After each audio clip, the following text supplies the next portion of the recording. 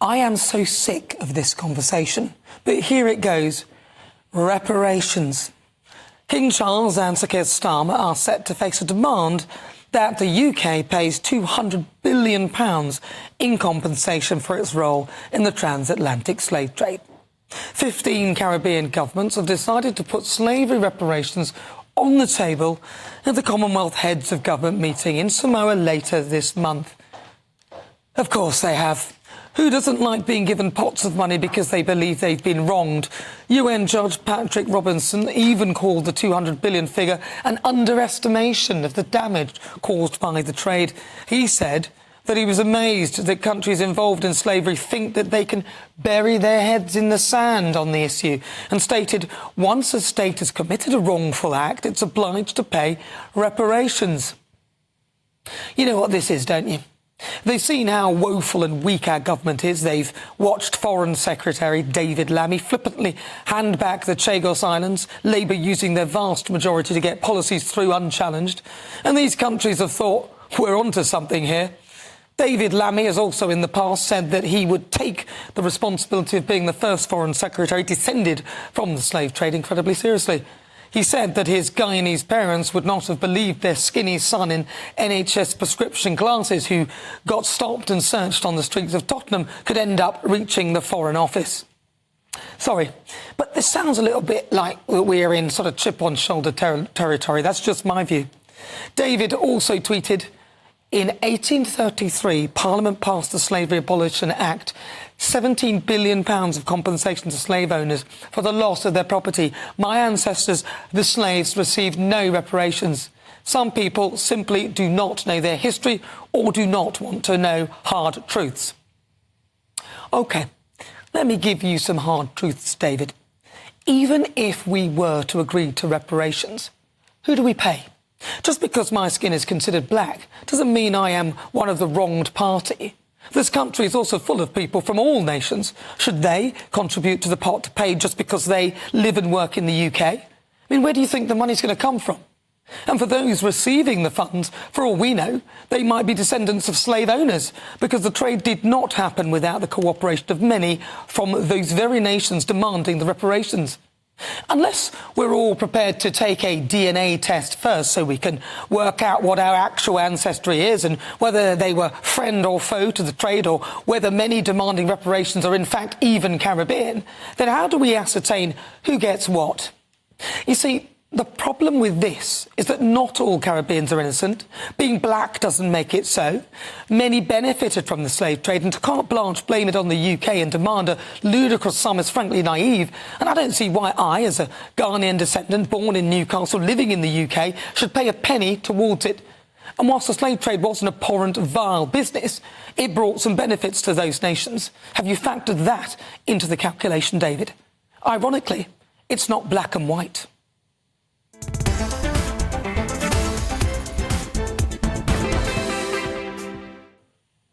So what is it, the history of slavery reparation demands? Right, I'm joined now by author and historian Martin Whittock. Martin, welcome to the programme. So Martin, lovely to have you on board. So Martin, talk to me. Why is there this constant demand from different nations for reparations when really it's almost impossible to work out what to give whom, if there is any blame to be attributed?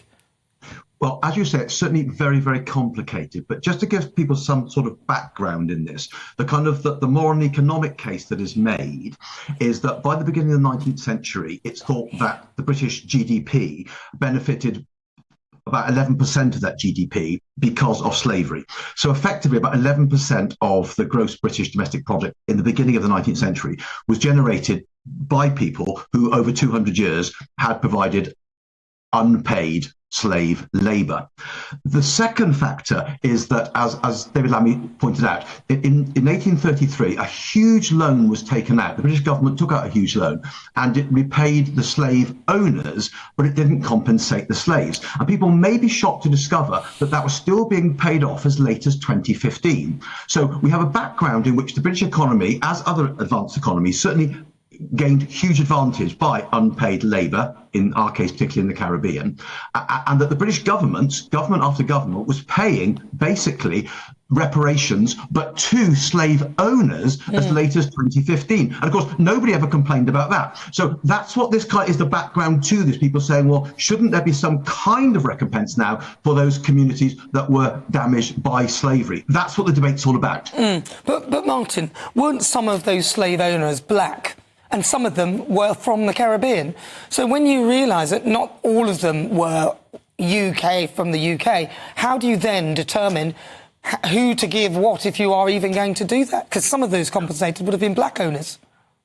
Certainly in West Africa, for example, as you rightly alluded to, the situation was extremely complicated, because there we have people like the Spanish, the Portuguese, the British and others actually negotiating with some West African tribes who, of course, had enslaved people from further inland in Africa. Certainly in West Africa, it's highly complicated.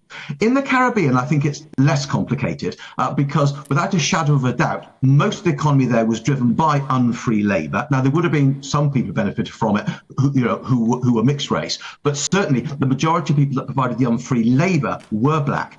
And what happened afterwards was it was replaced by a system of indentured labour, by which even when they were freed in 1833, they were having to provide a great deal of input into the West Indian and Caribbean economy.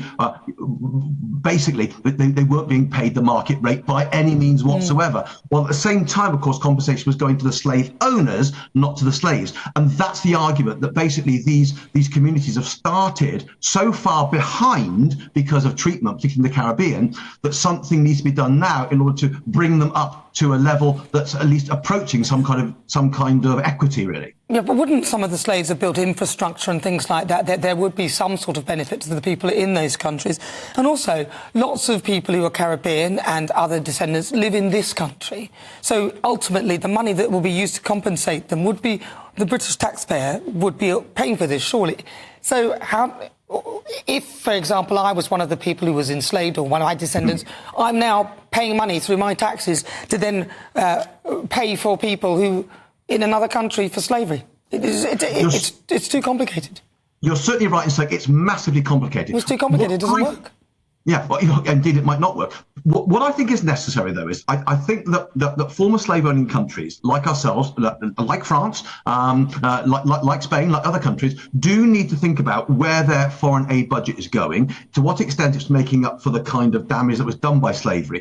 But I think when calculating that kind of figure, it also has to be taken into account what has been given in foreign aid since 1945, because clearly that's part of the global picture. So I think we in the wealthy North, we often say the West, do have responsibility to assist people in the global South, or in this case in Caribbean, because they have suffered from the kind of behaviour that's happened in the past. But we do also have to take into account things that have been done in the last generation or so to try to recompense. So I don't think it's simple as saying we're starting from zero now. I think there needs to be some kind of contribution, so there needs to be some kind of engagement, but we do have to recognise at the very least the extreme complexity of it, as you pointed out.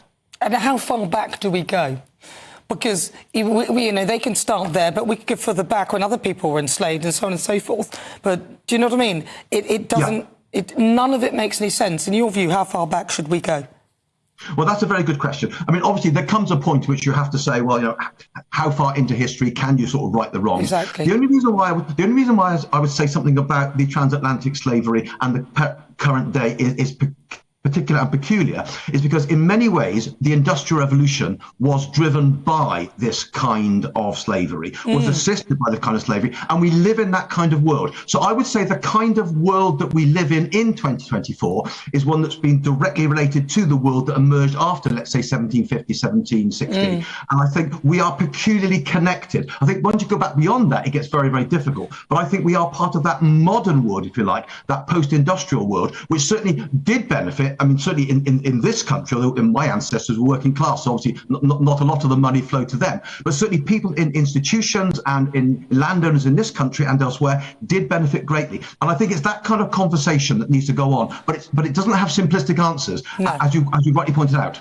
And also the Industrial Revolution saved many, many lives, including many in those countries as well. Listen, Martin Whittock, really good to talk to you. Thank you very much for your insight into that topic. That's also historian Martin Whittock.